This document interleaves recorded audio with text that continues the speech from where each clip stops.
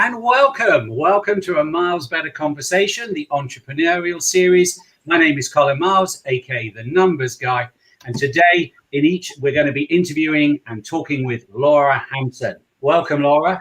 Thank you for having me. Indeed, great to have you. So each interview is going to last around about 30 minutes and will allow us to get some insights and some tips from you today.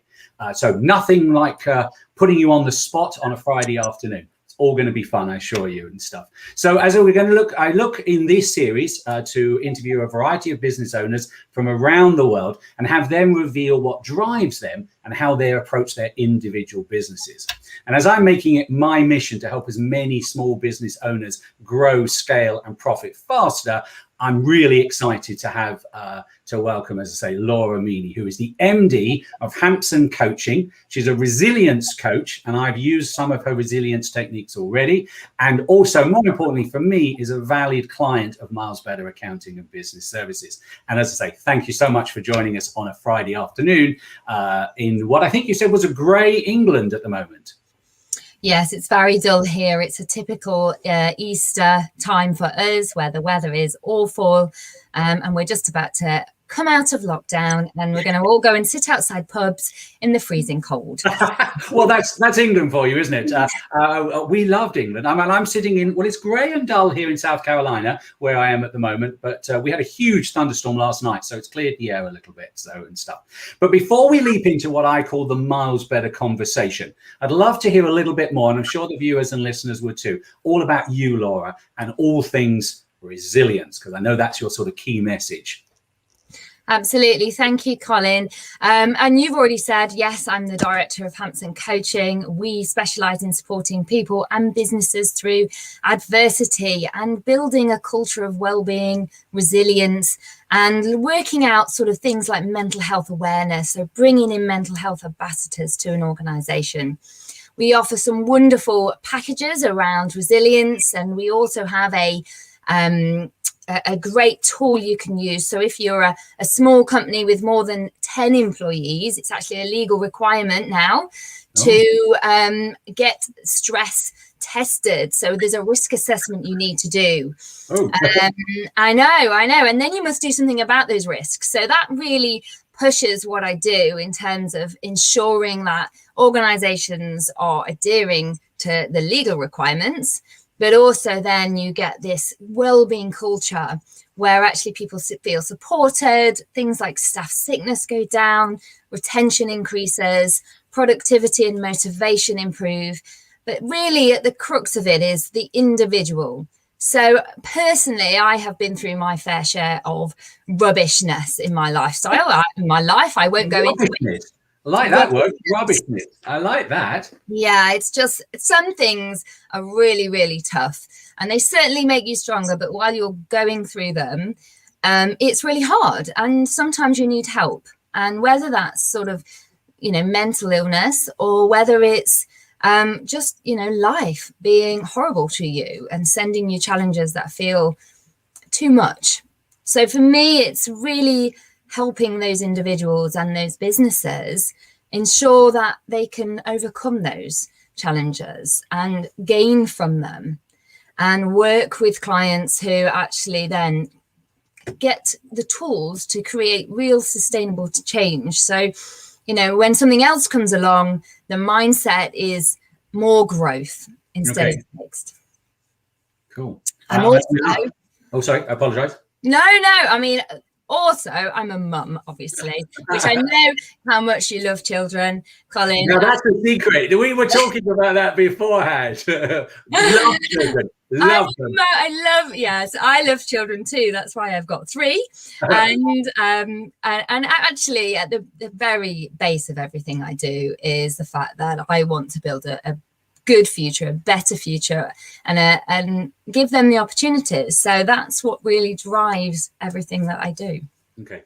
Now I'm going to embarrass you slightly because I know that you've got something from your daughter that really shows how driven you are. Go on, show the viewers. Can I show it? Yes, of course. So yes, look at that. You can then show your daughter that you put it on. Literally.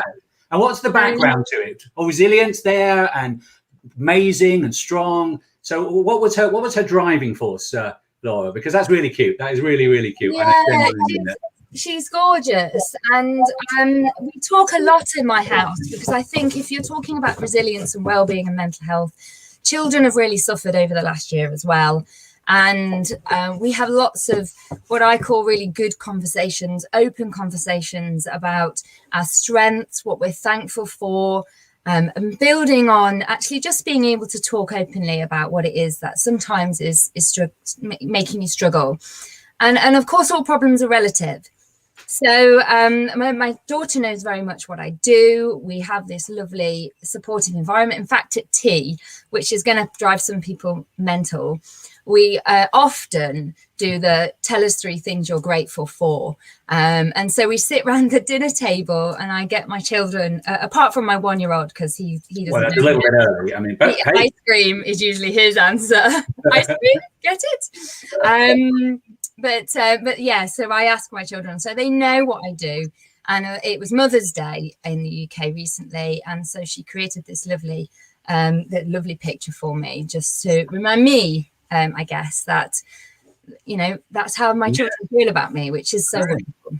And what a great, I mean, I'm a great believer in symbols of success, as well as to help with the mindset. Obviously, as the numbers guy, we'll circle back a little bit that the resilience training that you do can help productivity. Well, immediately that's thinking, great, less sick time. That's more results. That's people empowered. That's people enjoying themselves. So that's really great. But also, I think that sometimes we, some of the reading I've read of you, we need to celebrate positivity.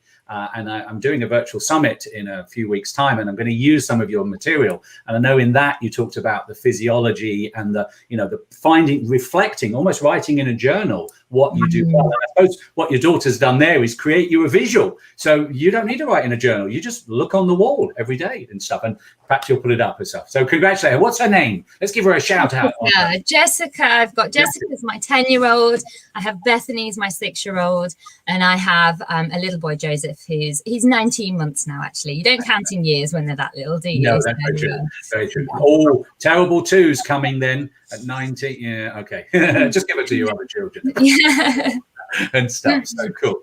Good. Well, we're going to explore obviously a lot more as we move through. But thank you for some of your background. And I'm sure as we explore into the Miles Better Conversational 10, we'll get an opportunity to tease out some of, again, your origin story and how you've sort of arrived at where you are. And that leads me nicely into question number 1, which sometimes might be viewed as the hardest, and then they get easier as we go on. So we set the bar high and then just fall below it, but no, whatever. What's the biggest challenge that you have right now, and how are you going about overcoming that?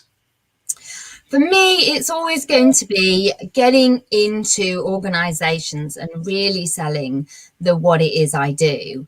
And I'm at the moment, although I work with lots of different people, I'm only one person. So time limited, I suppose. So I have to use my time very wisely. I plan my days that I work.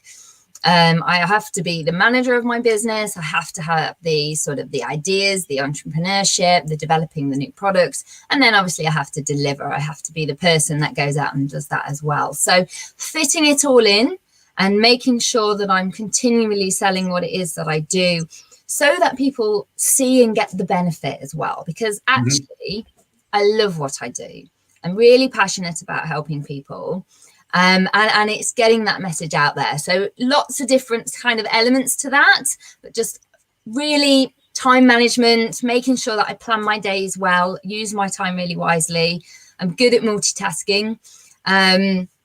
And checklists, and I certainly, you mentioned journal, but I will just, my lovely new journal that I give my clients, and it actually has a bit in the beginning which says my goals. I get people to really write down them and actually think about planning short and long term as well.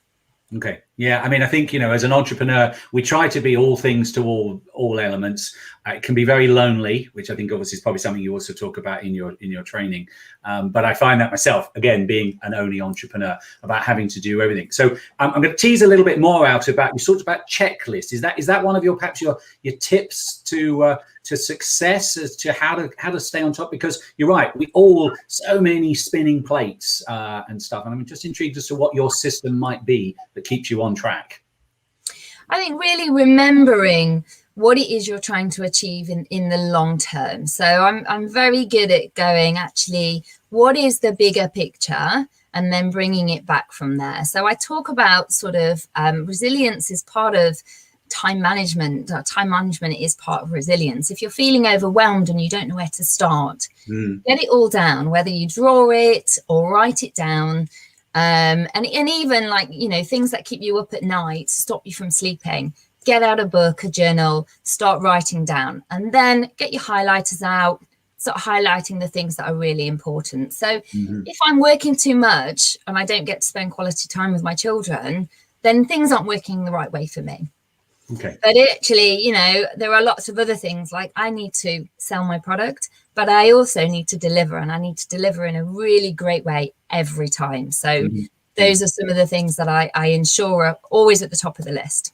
Cool. Good. So yeah, about almost optimal performance really, rather than peaking, because we have to do so much all the time. Great. All right. So you said about staying at the top of your game and obviously talking about developing new products, but how do you continue to learn in order to stay on the top of your game within your role and industry? So I'm a big reader. I read a lot of literature around sort of psychology, around coaching and training. I also get lots of feedback, and I do sort of research in terms of, so part of what I've recently done is I've developed this stress questionnaire, and with what I get back, I'm able to then learn actually really what's going on in organizations, and really what's then going to support them, what people need. So lots of learning from what I do, but also learning via things like, you know, I'm reading some great books at the moment, like Compassionate Mind. I really advocate for sort of self-compassion and that element as well. Cool. All right. So the stress questionnaire that you've got, does that help you understand the mechanics of what's going on? And is that part of this legal thing? And I'm thinking out loud of, I've got a couple of clients who've got more than 10 employees, and I'm not sure they're aware of what you mentioned at the open thing. So I'm a little intrigued as well. So tell me a little bit more about the legal requirements and what this stress test questionnaire, or this questionnaire, does for you. Yeah, so the health and safety executive have actually said it is a legal requirement to do this. Essentially, what they've recognised is that workplace stress is really a huge thing. So we need to work out how many of our employees are feeling stressed. And then if there are risks, and quite often people will come back and say they are stressed, then we need to do something about it. So the questionnaire, it's simple. It's really great on a mobile phone. You fill it out. You can send it to all your employees. They fill it out. I get the results. I analyse them. It says 50% of your team are stressed. 50% of them say it's because of their manager, or it's because of COVID, or whatever it is that it is stressing them out. And then I can say, okay, what are we going to do about this? What's going to work, depending on the size of your organisation. And is that a complementary test initially to get you in, or is there a basic fee? What's the sort of structure of that? Again, I'm out of interest. Yeah, absolutely. So if you just want to know that and you're not sure what you want to do about it, absolutely. I'm interested in the results as much as the organisation. So I'll send you the survey and I'll do your report complimentary as part of any future business that you might want. Okay. If you want to go a little bit further, there's a standard fee. So £1,000 will buy you all the reporting, the recommendations, a day's training, and some coaching for some key personnel within your organisation. Cool. And I'm sure we can put some links a bit later on up. And it's obviously available on your website as well, I'm sure, which we'll try something new we've been playing with, and we can see if this works. And there we go. I think that's the right website. Hopefully I've got it right. If not, that's very embarrassing, but I think it's right. So that's cool. We'll put that up a little bit later as well. So that's good. We're going to think. Right, so where do we get to? Right, now next question. Driving things. So as the numbers guys to entrepreneurs, and your numbers guy, I could probably answer this question for you. But what is the biggest fear you have when it comes to your business numbers? Let's see if we're on the same page here. Well, I don't have a fear around making sure my accounts are done, because actually you do everything for me. Good plan. In a really efficient and effective way, by the way. And so that takes away that element of what I what the HMRC say I need to do. Obviously, I need to bring the money in. So there's always going to be, I think, that fear when you've got your own business of just making sure that you are actually earning money. And it's great developing, it's great doing all of this stuff, but you need to get paid. So that's probably my biggest fear, that, you know, I won't get paid. But it drives you, and it definitely motivates you because you're continually thinking ahead in terms of what's coming in. Right. And again, you tap into your resilience training as to how to prioritize it and put it in the right place. So that's really good. So a nice one, and you can't use your daughter because she's already given you perhaps your best compliment, but what is the best compliment you've ever received in your business? Gosh, So somebody actually gave me some appreciation earlier. So I work with lots of different people, and somebody in particular said that I'm very altruistic, which means that I give a lot, and that for me is a big compliment, because everything that I do is really about giving. It is about growing people and improving people, and some people might see that as a negative because maybe I give too much and don't get enough back. But to me, you give first, and I think that's a really important element as a human being. Mm-hmm. And I think that translates nicely into the fact that, as you've said about the stress test, that you want to understand what's happening, and you'll do that for free, which is in itself giving something away. And I think in today's world, when there are so many messages and stuff, it is about that open offer. It's about showing clients that you're genuine. And I think, that's a great standpoint to come from. And I think, it's very easy, of course, on the same mindset, you want to close the sale. So it's at what point do you go, well, you got to pay me. We don't want to give everything away for free. One of the things I often teach about, it's very easy to do it all for free and get really busy. I have loads of things. How much money have you earned? Nothing. So again, that's another one of the challenges and stuff. Cool. So the next question that I'd like to ask is, what was the driver that took you to leap to becoming an entrepreneur? I mean, you're a mum, which obviously is one thing. And so a little bit about your origin story. Where have you come from and how did you become an entrepreneur? So I guess 5 years ago or a bit longer, maybe, I got divorced. It was a very horrible divorce. I went through a pretty bad situation with it, and I had a good job working in the NHS, traveling around the country. Obviously, I had 2 children then. And whilst they were very flexible, the pressure of the role and being a single mum and going through a nasty divorce meant that I wanted to try something new. So I trained to be a coach first. And then I met somebody called Nick Booth, who is the owner of Seventh Wave, which is another people training company. And he said, this is what I do. Come and join me. So I did a lot around leadership development, and then I established a little bit more on my own, so talking more about resilience and well-being, and I got to work with some great companies around it. So that's kind of led me to this more package approach, and I have a real thirst for continual learning as well. So things like the stress test, and I learn something as well from every client and organization that I work with, which for me is really important because it then continues to develop me. Mm-hmm. Okay. All right. So that also comes back to how do you learn, really, isn't it? And the fact that you continuing education. So that's great. Thank you. So how did you meet Nick? Because I've met Nick as well, and he's a little bit of an unique individual. I came at him through the program of the colors. I can't remember what it's called now. The yellow, green, blue. Insight. Thank you. Yes. You did. So did you come through the same portal through that methodology, or how did you his brother was Darren Booth. His brother was delivering training at my workplace. My old manager knew them, and I told her, and she knew my situation. I told her what I really want to do in the long term, and she introduced me, and then he introduced me to Nick, who and the rest is history. So yeah, great guy, great. Interesting way. He's also pivoted his business over the years and stuff. So cool, good. I believe life's a journey, and I think you do too as well, really, being a coach. So we also need coaches. I have a couple of key mentors in my life at the moment, 2 or 3, and they change as we move forward. I'm a mentor to some of my clients as well. But who has perhaps been your best mentor and why? Either in business or personal. Who would you turn to as your mentor at the moment? I suppose in business, there are 2 people who have been really influential to me over the past few years, and Nick has to be one of them, because his drive is so admiration. You know, if I'm having a bad day, I know that Nick will inspire me, and hopefully it's a journey together, essentially. So he's great at just going, come on, pick yourself back up now, let's move forward.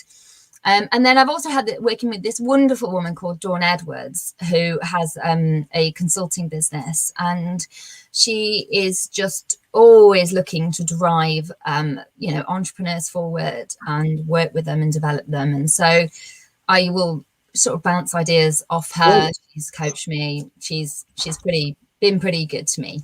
Good. And then I think, that's, it's great you have 2, 3, 1, doesn't really matter, but that you have somebody. And I think that's, as entrepreneurs, again, one of the messages I want to try and get across is that we cannot do everything ourselves. All right. There are experts out there. You work with me, I'm your numbers guy, which is great.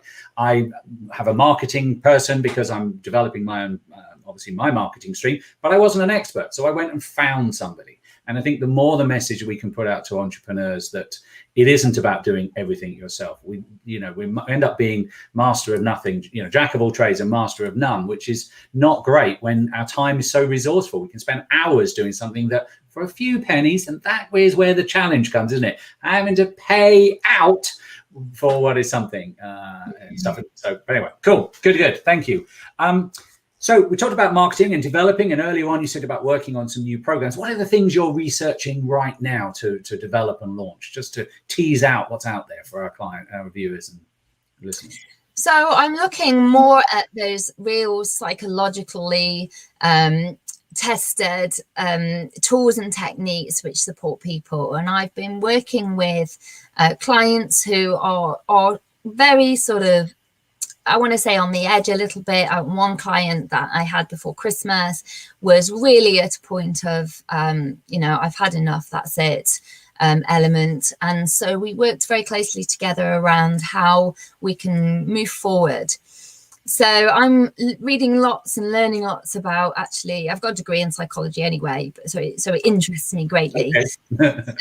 But moving forward with some of those other things like anxiety management and what happens when you get depressed and PTSD.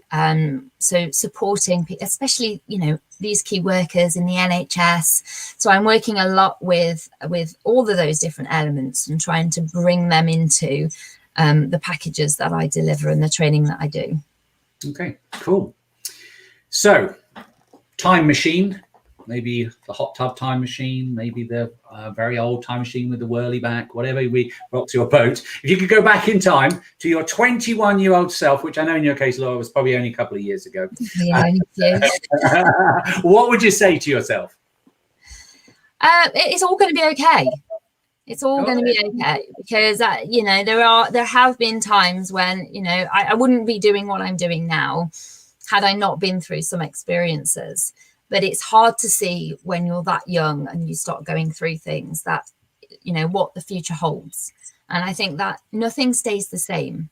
Everything changes. So a bad day will be a bad day, but actually you can change that. It won't necessarily be a bad week, a bad year. Things move forward, and keep learning, right? Keep adding to your toolbox, without a doubt. I did my degree through Open University while I was working. I finished it when I had my second daughter. I was pregnant. I ended up putting myself in hospital doing it. I've done all my qualifications while working, and I think just keep going, because there is good and it does work. Well, you can see why you ended up being a resilience coach, because, if you did all of that, you're resilient, you have that story. You can say, I have the T-shirt. I read the book and watched the video and stuff. So interesting. Cool. So I tend to take the next bit. I might segue it and use it myself. I might put it somewhere else as well. But if you had one top business tip for the entrepreneurs, as say it's about the mission to help everybody grow and scale and profit faster, what would it be? What would be your one top business tip? I would say routine and planning, which kind of come in. So plan your days between sort of the delivery, the promotion, and the admin that you have to do, and make sure you do a bit of that every day. All right, cool. So again, back to calendar management and stuff, a little bit like this. I mean, we've blocked out some time to do some marketing, create some content, get some excitement, etc. So cool, good. And my final question is a fun question, and I'll actually try and see if it'll tell me a little bit more about your personality. And it's, what's your favorite movie and why? Oh, there are so many. How can I even pick? I for different reasons, lots of different things. But right now, I have to say the most thing I watch is Disney films. So I really love escapism. I'm really into Star Wars and Marvel films. And I think Endgame might be one of my favorites. I really can't pick one. A lot of what I do is so serious. And I have to be so serious as a mum, and I have to do all the washing, and then as a business, I'm listening and supporting people, and it's great. I suppose is it draining? I mean, I suppose if you're teaching resilience, the likelihood is that your coach people are needing to take that energy from you. Absolutely, and clients say this as well, that actually sometimes they're exhausted after a session, after a training, a full day. I'm exhausted too, because we get deep. We talk about the things that, I open a conversation with, how are you feeling? And 3 hours later, we can still be, really going into some deep issues. So I like, on my day off, I like escapism and definitely just forgetting it all and believing in something that, there are real superheroes without a doubt out there. But I love that almost what's going to happen as well. So there's no surprises. Well, at the end of the first part of the Marvel Endgame, there were a few surprises, I think, from memory. Well, I wasn't very happy about it, but definitely. So, but as you say, that's escapism, and that's the whole point of it, isn't it? Really, I think that you can get in it. But interesting. So you like Marvel and Star Wars? I'm a big Star Wars fan myself. Star Trek. Just watching the new League of Justice film at the moment. It's 4.5 hours long. I had to break it into 2 parts. Stuff though, because that's the other side. That's the DC comic side, isn't it? That's Batman and Superman and stuff. Yes, I like them. I love Wonder Woman. I love anything like that you can really get lost into, and then afterwards, I mean, it gets your adrenaline going. I have to say, it's not the most relaxing thing, but afterwards, I'm very good at, I'm a big advocate for mindfulness. So afterwards, I can calm down quite easily, relax. I do lots of that, so I can be involved, get excited, and then switch it all off, ready to go to sleep. Fantastic. So that's good. That's really cool. Well, that's my miles better 10. And we won't add an 11th, otherwise it doesn't make the name work. So I really wanted to thank you, Laura, for taking the time today to share your thoughts and ideas and tips on how you and your own business work and how you got to where you were. And as I say, I think your resilient story of being open and honest about your divorce and you putting yourself to college and university is, gives you the mindset to develop and actually to be able to say to people, I can help you. So we thank you for that and stuff. So if the listeners wanted to find out a little bit more about what you are, I'm going to pop back up the banner that sort of says her website. What might they find on your website, Laura, that would be of use to them? So there is a really good, I've started writing blogs. I think the blog section they're short reads. They tell you a little bit about some of the things I've been doing. Along there's lots around some of the training packages that I deliver. I'm also a workplace mediator. So, and there's some guides on there as well. So there's a guide about exhaustion and if you think you're at that stage, and a free resilience guide that you can download and start using. Cool. And I think that's the resilience guide you've kindly sent to me, haven't you?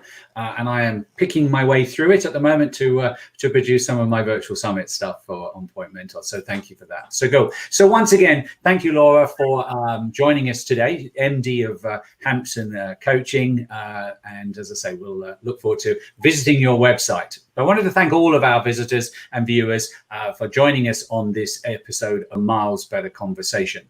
We'd love to hear your thoughts and comments, as well as sharing this conversation on your social media. We'd love for you to check back soon for the next episode in the series, which is next Friday. So look out for more interviews and dates. And if you'd like to be in the hot seat for the next interview, then please comment below, drop me a message via the numerous platforms that we're all on.